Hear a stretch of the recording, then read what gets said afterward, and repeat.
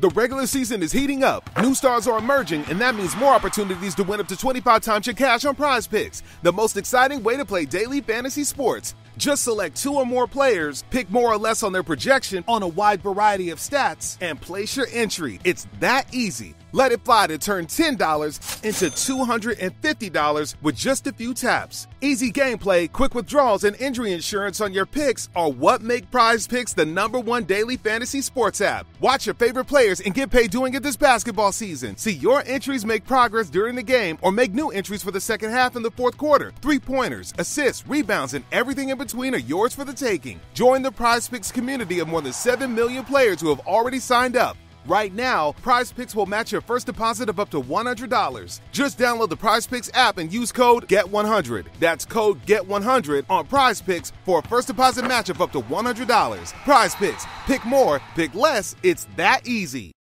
Hello and welcome. It is Eric Erickson here, the Eric Erickson Show. The phone number is 877-973-7425. Just a programming note for you at the bottom of this hour. Matt Dolan is going to join me. He is running for the U.S. Senate in Ohio. J.D. Vance has gotten all of the attention of late, and now in second place, you've got a whole bunch of people together, and the Dolan camp said, can he come on? Like, sure, I'd have everybody on. He asked, so he gets on, and I actually like the guy a lot, too. I like his staff. Good pro-life conservative in Ohio who is actually really is a conservative. But that's at the bottom of this hour. Right now, I want to actually take some phone calls from people who've been waiting rather patiently, and I want to begin with Lori. Lori, welcome to the Eric Erickson Show. Hi, thank you for having me. Sure. So I was calling about the student loan forgiveness and just relay my experience. My son, when he was going to be graduating from high school, he's looking at his dream school, which was NYU, out-of-state tuition. I explained that there was no way that we could afford that without him getting student loans, and I estimated about $200,000 in student loans. And he, in his 18-year-old experienced life, explained that that would be fine. He would pay that back.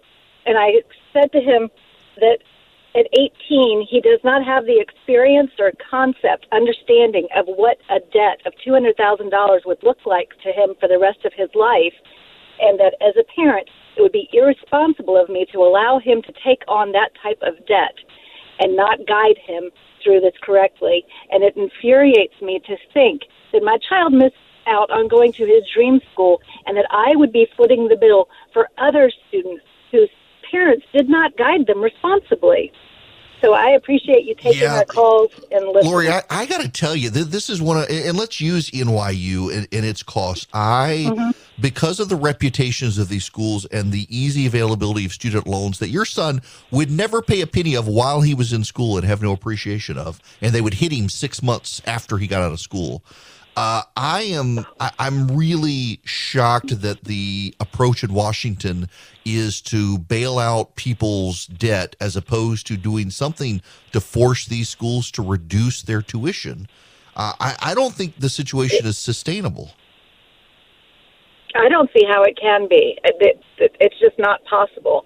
And it's not fair to kids when they do the studies and research showing that with that college degree and over your lifetime, you're going to make more of an income. And his choice ended up being, he's a musician. His dream is to be able to live financially as a musician.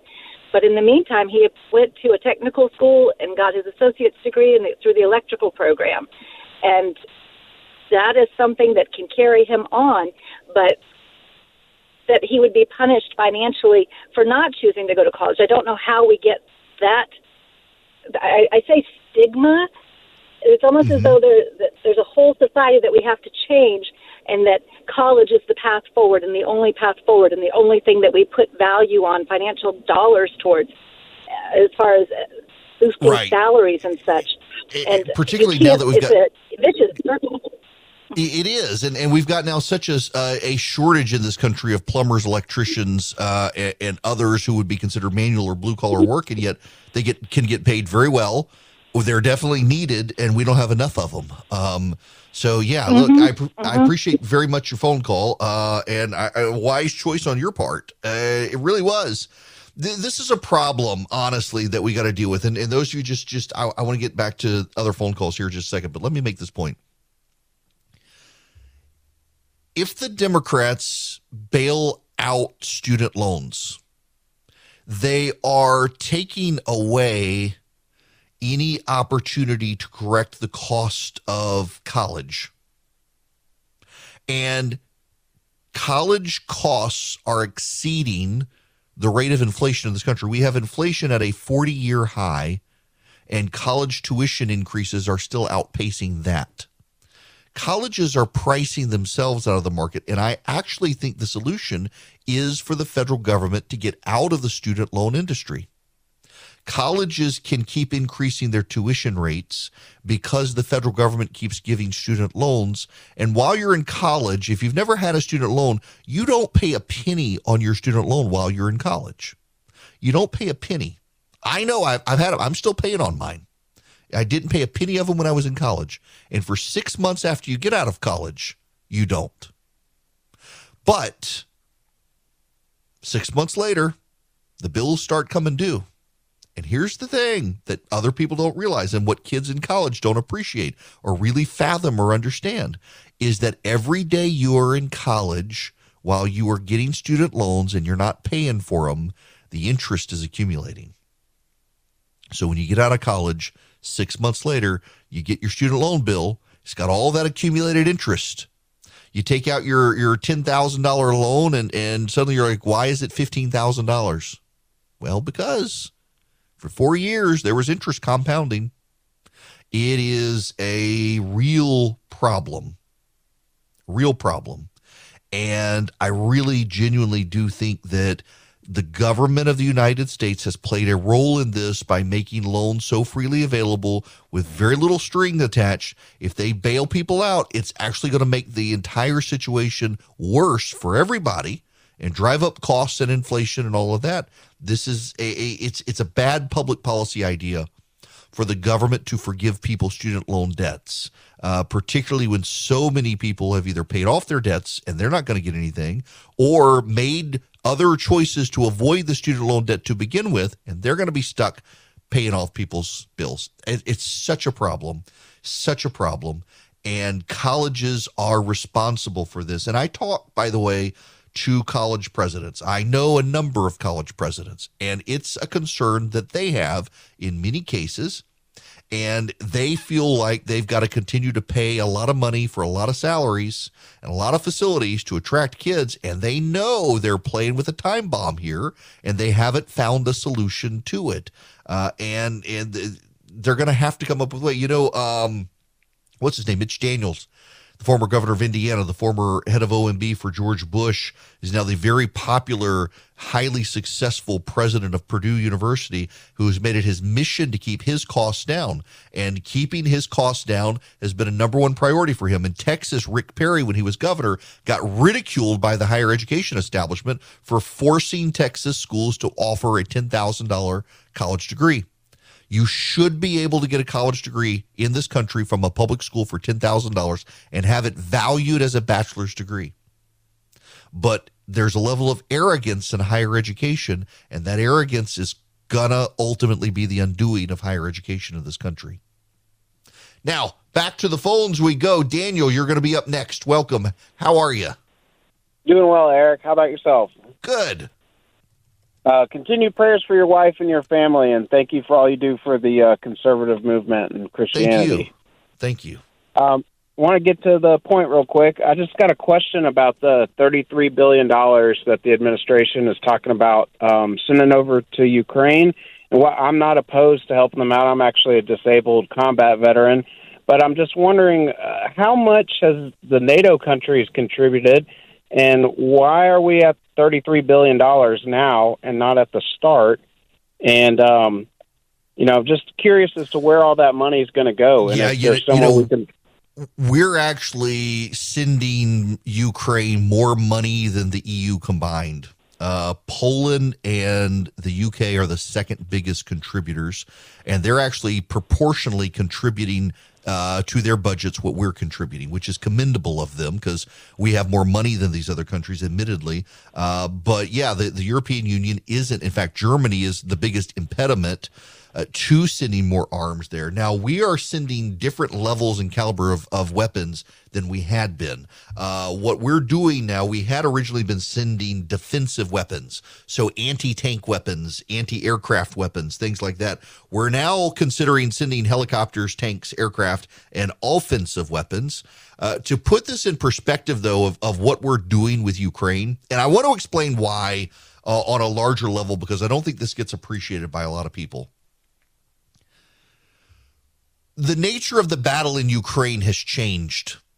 So we were focusing on helping Kiev stave off the attack. In fact, there is a report out that American intelligence efforts helped stop Moscow taking Kyiv. Let me just read you this. This is from the Sydney Morning Herald. In an unprecedented information sharing operation, U.S. spy agencies divulged the coordinates of Russian forces and aircraft to Ukrainian troops, allowing them to preemptively attack. The intelligence led Ukraine to shoot down a Russian aircraft carrying troops to the Hostomel airport in the Kyiv suburbs in the early days of the war, according to NBC News. The downing of the plane helped thwart Moscow's hopes of flooding the area with troops and equipment. Earlier reports suggested several Russian helicopters were hit by missiles before they reached the airport. An effort to take control of a military air base in Vasilkiv, south of Kyiv, also met stiff resistance. Although Russian forces captured the airport for a short time, they were unable to use Hostomel Airport as an air bridge to replenish their resources and capture Kyiv. American intelligence also helped Ukraine protect its own aircraft on several occasions by preempting Russian missile strikes. U.S. officials believe the level of sharing, unprecedented for a non-NATO partner, has been critical to Ukraine's success in repelling Vladimir Putin's advance despite Russia's superior forces. In particular, the U.S. assistance has blocked Russia from gaining dominance over Ukrainian skies. That is a really, really, really, really big issue here. With Russia not able to control the airspace over Ukraine, Ukraine has been able to repel Russian forces more effectively. Now, larger issue here. I know a lot of Americans, a lot of conservatives in particular, are upset about the amount of money we're sending Ukraine. The reason we're doing it is because Moscow is already signaling they tend to expand the front and go to Moldova. If there are spillover effects into NATO territories, they're cutting off, for example, supplies, gas supplies to Poland and Bulgaria. If they go into those countries, there's been fighting on those borders. We are obligated under the NATO alliance to get in. And you can say, well, we should get out of NATO, but this is why we need it. If the Russians expand their sphere of influence, it becomes deeply destabilizing to Europe. And if it's destabilizing to Europe, it becomes destabilizing to us. And additionally, we have lost our capacity to fight a two-front war. And this is more important, I think, than people realize. The United States, until Barack Obama, had a military that was capable of fighting two complete wars with global superpowers at one time. We had always planned this to be against China and Russia. We no longer have that capability because Barack Obama got rid of it. We are now able to fight one full-scale war and fight a second war defensively. We've got to weaken the Russians, whether you like it or not. We've got to diminish their capacity to make war, whether you like it or not, because we can't fight two global wars at one time. And the fight with China is coming. Everybody knows the fight with China is coming. It is in our long-term national security interests to help Ukraine and weaken the Russian military. It absolutely is. And I know you don't want to spend the money, and I know you don't see it, but you got to look long-term. If we diminish the Russian military capacity now, they can't very well help China or do anything on their own. And so then we will be able to have the resources to take on China when that time inevitably comes, and it's coming. It is in our long-term strategic interest to help Ukraine. It is in our interests to weaken the Russians. It is in our interest for the Russians not to spread through Europe. It is in our interests to keep Europe stable. It is in our interests to help push this back. And I realize it's frustrating, and I realize there are a lot of people saying they should be on their own and we should be isolationists. You can be as isolationist as you want until the moment you're surrounded. That's what Ukraine did. It was never about joining NATO, and I know people still say it was about joining NATO. We rejected their entry into NATO years ago. It was not on the table. I know the Russians say it, and some of you believed it, but it wasn't on the table. It wasn't in the cards. They were fairly isolated. They got surrounded. They've been invaded. We don't want to be isolationist or isolated because it will destabilize the whole world and make China even more aggressive than it already is. These sorts of things matter. Hello there. It is Eric Erickson here. There is a story from Fox News, headline, America's angst-ridden consumer picks lowest price over brand loyalty, report finds. What does that actually mean? That's a gobbledygook headline. It is, well, people are going for generics over name brands. When you go to the grocery store, you're not spending a ton of money on the name brand stuff. I got to tell you, I refuse. I realized that Oreos are actually the knockoff from Hydrox cookies. I ain't buying the generic Oreos. They suck. And you know what's even worse? The generic Pop-Tarts. Generic Pop-Tarts are trash. Generic cereals in general, I know you say they're the same thing. They are not the same thing, y'all. They are not. I'm absolutely not buying the knockoffs. I'm buying the name brands. If it costs me money, it costs me money. On those, now there are generics I will get. Olive oils, they're all about the same, honestly. Frozen French fries, actually, I like the grocery store brand more than the name brand French fry. And listen, if you follow me on Instagram at EW Erickson, you see we do burger and fry night or chicken tender and fry night almost every Sunday night. And I can tell you from personal experience that the Publix brand and the Kroger brand crispy crinkle French fries are better than the name brand Ore-Ida and the like. I've tried them all. The generic brand, grocery store brand is actually better. And I don't know why that is, but they are. They really are. The Publix brand in particular, the Publix crispy crinkle fries. My kids love the crinkle fries. It's better. Speaking of, I got to tell y'all, if you know anyone who is a parent of a child in school right now, show them some grace these next few weeks, please, because it is the end of the school year. And I'm starting to realize on my calendar, it is insane. God bless my wife who goes to most of these events. But this is the end of the school year for people with kids in school. You've got the end of the year band concerts. You got the awards programs. You got the after school stuff. You got the parties. You got the wind down of school sports. You got all the stuff you got to start doing for next year, the sports physicals and stuff. It's nuts. It is nuts. I need a scheduler for my scheduler. It's crazy. And then you got to start planning your summer vacations. I haven't had a good vacation since Christmas. And I've been gone, but every time I've been gone, I actually went back and looked on my calendar. Every single day off I have had since Christmas has been a day off to take care of someone else or because I was sick.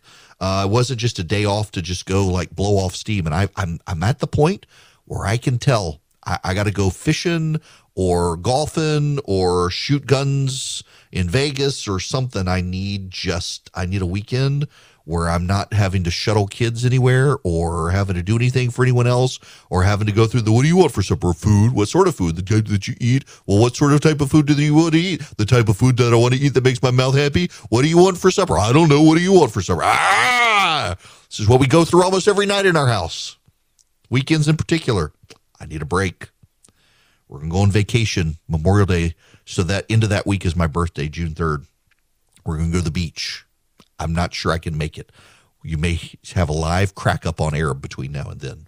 In any event, be patient with the parents out there because I started looking at the calendar of the amount of school stuff we have to do in the next 2-3 weeks before school ends. And I realize everyone else on the planet who has kids in school is going through the same thing right now. And it's nuts. It is insane. There are days where we're going to have to make 2 or 3 trips to school at different intervals just because it's the end of the school year and you got multiple kids in school. How do people do this?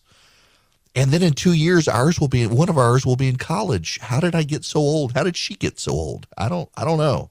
Welcome back to the program. It is Eric Erickson here nationwide. For those of you who are listening in Ohio, hi WHIO in Dayton. I've got an I have never been able to figure out. I've got thousands and thousands of daily live listeners on the live stream at ericericksonshow.com in Cleveland and Cincinnati. And I don't know why. And I appreciate you guys listening, but it amazes me every time I look at the live stream numbers daily, how many thousands of people in Ohio listen online beyond the people at WHIO in Dayton. And for you guys, I wanted to have on one of the candidates running for the U.S. Senate because I'm actually intrigued by Matt Dolan. J.D. Vance gets a lot of the attention. You know, Marjorie Taylor Greene is going to campaign for Vance. But one of the candidates who, when I encounter Democrats, they say is the one they're actually scared of, has pulled into second place in Ohio. And I wanted to get him on the show. The Democrats think he's just probably a better fit against Tim Ryan, the Democrat who's probably going to be the nominee there. And they're hoping he loses. And so I hope he wins. And his name is Matt Dolan, and he joins me by phone. How are you? Hey, Eric. Good. How are you doing? Great. So let me ask you just the overview of your race. It's kind of fascinating to me. President Trump, of course, came out, endorsed J.D. Vance the other day. He kind of pulled into first, but there's this cluster of all of you tied in second place. And, you know, I've seen Mike Murphy's tweet, and a number of Democrats I've talked to have said you're probably a really good fit against the Democratic opponent, and they're really kind of scared you might win this thing. Well, they should be, but the reason is because I'm the only one on the Republican side talking about Ohio, fighting for Ohio. I have conservative results in the Ohio Senate and the Ohio House. I have private sector experience, so I know both sides of the paycheck. So I think voters are responding to me, and you said it off the top. I mean, we have outsiders. We have Marjorie Taylor Greene, Matt Gaetz coming in to Ohio to tell Ohioans how they should vote for J.D. Vance. Ohioans don't even know. Now we have to rely on outsiders, and Josh is closing with Ted Cruz coming in. I mean, this is about Ohio, Eric. This is the next U.S. Senator from Ohio. You better know Ohio, better know Ohio issues, and that's why I'm rising up in the polls, and I'm going to finish first next Tuesday because I'm the one that has conservative results. I'm the one that doesn't have to change my message to beat the Democrats. Now, let's talk about Ohio because, you know, when I get on candidates running nationwide, and I say, what's your issue? It's always, well, it's Joe Biden, it's the Democrats, it's the left's agenda. What about Ohio? What's the big issue in Ohio that you would focus on? Well, you can't separate the two. I mean, Ohio is an all-of-the-above energy state. We are blessed with every source of energy creation you can think of. But when the Biden administration on day one shut down Ohio workers and shut down Ohio development of energy, you know, he not only raised inflation across the country, he certainly raised it here in Ohio, but he shut jobs down. Now we have a Democratic administration who wants to shut down Line 5, which is a distribution pipeline to a refinery in Northwest Ohio. Thousands of jobs at stake. So that's front and center. Inflation's front and center. You know, border security is front and center in Ohio because I know law enforcement. I was a prosecutor. Now I work with them in my legislative capacity. And, Eric, 2021, Ohio had the most overdoses from fentanyl in the history of our state. And as I go around the state, talk to sheriffs and police chiefs, most of whom are supporting me, they're saying it's coming from the border. These dealers are coming right up from Mexico into Ohio, and people are dying. So Republicans want somebody to execute, Eric. We had everything. We had the House, we had the Senate, we had the White House in 2017. Why didn't we get the border secured? Why didn't we pass Trump's plan, put it into law? I mean, that's what people are talking about, their financial security and their border and neighborhood security. Now, you've got a background as a lawyer and in business. I know your family is tied to the Cleveland Guardians. In the private sector with the economy the way it is shaped right now. I want to talk to you because I'm getting a ton of phone calls from people on the issue of bailing out student loans. And it seems to me that would, in addition to inflation and everything else, we're kind of rewarding people who went into debt and punishing the people who either paid off their loans or never got into debt in the first place. Seems like those priorities are really mixed up. Yeah, I mean, I would agree with that. I am against excusing student debt loans. We already have administration that has disincentivizing going to work, getting in the private sector. Instead, they want to rely on government. This is another step. This is the ability for someone to say, hey, I really don't have to work now because I don't have my responsibilities to meet. And then, Eric, if you're 21 years old, 23 years old, you get this debt excused by the government. What's going to when you're 27 and you have a house debt? I don't feel like paying it anymore. Are we constantly going to be looking at the government to bail us out? I'm a partner in a law firm, and there was nothing more attractive to us than a young lawyer who went out and got a house with a mortgage. We know that young lawyer is going to be incentivized to work. We've got to make sure Americans stay incentivized to work. I'm hearing you talk about a law firm. I was a lawyer for 6 years, and I'm sorry. I'm glad I lucked into radio. Not for everybody. I figured I'd get the JD and go to Washington and get involved in politics, and then I married a woman who didn't want to move to Washington, so I had to be a lawyer. It is a tough business. You got to be tough to be a successful lawyer. But you also have to work to get things done, and that's the same talent that I take to the legislature and will take to Washington. Now, let me ask you about the pro-life movement in Ohio. Some have been critical of you for not voting for a piece of pro-life legislation, and as I understand it, you didn't vote for it because you knew it wouldn't go anywhere. And I want to just let you explain to people who I know one of your opponents is attacking you as not being pro-life when I know that you are, and wanted to give you an opportunity to talk about that.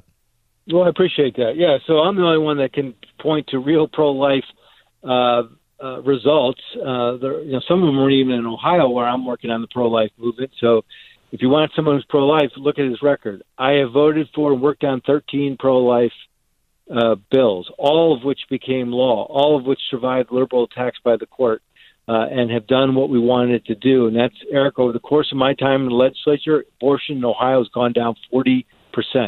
I have been fortunate enough to be asked to lead the state budget process 3 times. In each of those budgets, we have invested in crisis pregnancy centers around Ohio, which makes sure that the mother carries the baby to term and they have the proper health and wellness before and after the birth. I have been singular focused on what works. There are a lot of bills that come before us which sound good and are help the movement, but they do not pass legal muster, and they pass and they never go anywhere. And there's a case where we have bills that have not been enacted at all because they get shot down in the courts. Planned Parenthood raises money off of them, and we don't move them. We don't move the movement forward. For example, and I'll be quick here. When I talk to people about pro-life, I say, how many of you realize that the laws in Ohio, we've made it 20 weeks. Viability is at 20 weeks. We're one of, I believe, 6 states that has it there. And most people don't know it, Eric. You know why? Because Planned Parenthood didn't sue on that one. They did not sue. So we got into place, and we've been reducing abortions. Now, of course, they sued at 15 weeks with Mississippi and the case before the Supreme Court. We'll see what happens, and hopefully the states will have an ability to end abortion. Yeah, I totally get that. By the way, I appreciate it, and yeah, I hate giving the left the opportunity to fundraise in a situation, and while fundraising in that situation, us not being able to put points to the board. Real quick, before you get off of here, I've always been fascinated with Ohio, a state I haven't traveled to as much as I need to, particularly given the number of listeners I have up there. But you've got kind of a Rust Belt Ohio and a technology Ohio. You've got an Ohio up in Cleveland that's just south of Detroit almost. How do you navigate the different divides within Ohio to try to prioritize the things that you think the voters of Ohio really do care about, particularly when even within Ohio there are so many regional divides? Well, you obviously do know Ohio. We do have regional divides, but we're unified by the same message. Lower taxes, less regulations, workforce development, all the above energy, and good infrastructure, no matter where in Ohio. If we create an Ohio like that, we're vital for businesses. I've been a part of all of that. Intel's coming to Ohio, which is the largest microprocessor because of our economic climate. That's what we need to do in Washington to make sure that more manufacturers come back to the United States, create American jobs, have a new trade alliances with countries other than China. Well, look, I don't want to keep you longer than I have. It's been terrific to talk to you. Best of luck. I know the election is next week, and I know you guys are all very clustered there in second place behind JD. And I don't have a problem with JD. I have found it remarkable the number of Democrats I know who have been keeping their eye on you in the race, breathing a sigh of relief, and then all of a sudden you've surged and they're kind of freaked out about it. And I kind of like it when Democrats get freaked out. So hopefully you'll keep freaking them out. Me too. We got to keep that majority. Absolutely. Get that majority. Thank you so much. Eric. Absolutely. State Senator Matt Dolan, he is from Cuyahoga County in Ohio, the Cleveland area up there, running for the U.S. Senate. And the president came in and endorsed J.D. Vance. Josh Mandel, who's been a friend of mine, he's kind of just lost his mind. I don't quite and I've always liked Josh, but Club for Growth is backing him along with Ted Cruz. And I just thought, I know Democrats in Ohio who are just deeply petrified that Matt Dolan could get the nomination because he seems to resonate across the board. His family actually has an ownership interest in, I guess, the Cleveland Indians, Cleveland Guardians. So now I guess that means I know 4 owners of baseball teams around the country. The Cubs, the Mets, the Guardians, and the Diamondbacks. I guess I'm meeting baseball owners. Not that I'm going to any of their games. I'll go to the Braves games. I don't know any of those owners. Nonetheless, Matt Dolan, a good dude who hopefully can get into this. There's no runoff in Ohio, so whoever gets to 25%, I think is the rule there actually, goes on. Someone's going to get to 25% there, it looks like, even with, I think, 8 candidates in the race. So thanks to Matt for stopping by. Let me clear the air here by talking about Eden Pure, the air purifier that does clean the air. There are so many air purifiers and air cleaning devices on the market that actually they mask odors. They don't eliminate odors. The Eden Pure Thunderstorm actually eliminates odors. I know, listen, I use it when I travel. I keep one in my suitcase. You can hold it in your hand. It's not a very big device, but it really packs a lot of power in it. And it wipes out odors in your car, in your RV, in your basement. You can get 3 of them right now for less than $200. What you do is you go to EdenPureDeals.com. You'll see a discount code box, and you put in ERIC3, ERICK3, and you will be able to get 3 Eden Pure Thunderstorms for less than $200. You're saving $200, and you get free shipping. You go to EdenPureDeals.com, EdenPureDeals.com. The discount code is ERIC3, ERICK3. Welcome back. It is Eric Erickson here. The phone number is 877-973-7425. This hour of the program is brought to you by First Liberty Building and Loan. It doesn't matter whether you are in Hawaii or Maine, Florida, or Washington. First Liberty can help your business become a bigger business. They've been doing this since the early 90s. The Frost family are good people. They want to help you get to yes with financing for big deals where a lot of banks are saying no. So reach out to them. We're talking like $750,000 or more, though. So it needs to be a big deal. But if you want to be a big deal, reach out to them. They're a big deal. FirstLibertyGA.com. You can get their contact info there. FirstLibertyGA.com. Tell them I sent you. So I get the credit, please. Okay. We got to move on to other stuff. Y'all, I'm just, Joy Reid is an idiot. I think we can all acknowledge this. Joy Reid is the MSNBC host who apparently is not long for the world at MSNBC because she's apparently just too difficult for them to work with. She says that Elon Musk misses apartheid-era South Africa from which he fled. On Tuesday night, she implied, this according to Reason, SpaceX Tesla founder Elon Musk who's in the process of purchasing Twitter, wants to own the social media site to restore the white supremacy of apartheid-era South Africa. In Reed's telling, right-wingers on Twitter have been described as being on the outside of the culture, looking in through the glass, but they don't just want to come in. They want to come in and be able to punch people in the face and walk around and laugh about it and then not have anyone to stop them. The enjoyment they get out of being in this town square is being able to harass people, being able to attack people. Elon Musk, I guess he misses the old South Africa in the 1980s. I guess he wants that back. She wasn't the only one hinting that this was racism. Black Lives Matter's white activist Sean King said Musk's actions were about white power. He was raised in apartheid by a white nationalist. This, by the way, is false. He was born in Pretoria, South Africa in 1971. His parents divorced when he was a child. Musk lived with his father, Earl, an engineer who amassed a large fortune. Musk moved to Canada in 1988 when he was 17. He and his father became estranged. Musk said in 2019, Earl contributed 10% of the $200,000 angel funding round to Zip2, one of his early business issues. The oft-repeated claim that Elon Musk is a racist or an apartheid supporter originates from the Earl's claim that he owned a Zambian emerald mine in the 1980s. Many people have since used Earl's claim to argue the family had profited from apartheid, but the story doesn't hold up. Y'all, why? I mean, I know why. But it does get a little irksome and tiring that the best the left can do is to claim anyone who disagrees with them or they don't like is racist. Racism is a real thing. Racism is a real thing, and there are racists in the world.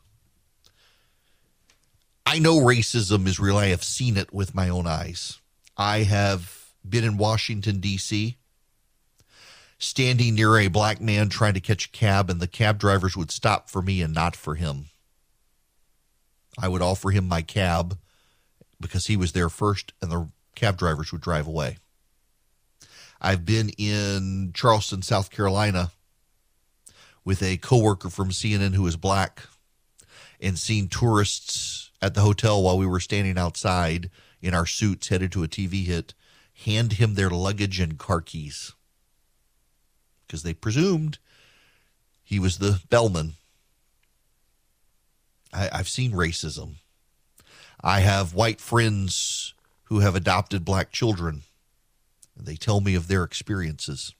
There's a pastor here in Atlanta who tells the story of driving through Texas and a state patrolman pulled over his car, held him at gunpoint while he checked to make sure that his white wife was there of her own volition. No probable cause. I have a white friend in Texas who drives a very old beat-up pickup truck with a Lady of Guadalupe sticker on it. And his last name is a Hispanic last name, but he is redheaded and even whiter than I am. And he tells when he drives the truck through rural Texas how he gets pulled over regularly, and the police officers are always stunned to see it's a redheaded white guy who looks Irish, not Mexican, in the driver's seat, and they always kind of mumble something and leave him alone. Racism's real, but it's not everywhere, and it's not everyone. It's not overwhelming these days. Time heals all wounds, including the racial divides in this country. I think the biggest reason people are antsy about critical theory and stuff is because the people who've made so much money being race hustlers, they know the days are coming to an end, and they got to keep perpetuating racial wounds and tearing scabs that are otherwise healing. But racism means something, and when you call everyone who isn't racist a racist because you don't like them, it devalues real racism in the world, and it makes a lot of people disregard it when real racism shows its head. You are the boy who cried wolf. Of course, Joy Reid isn't even that. She's just an idiot, calling Elon Musk a racist for wanting to own Twitter.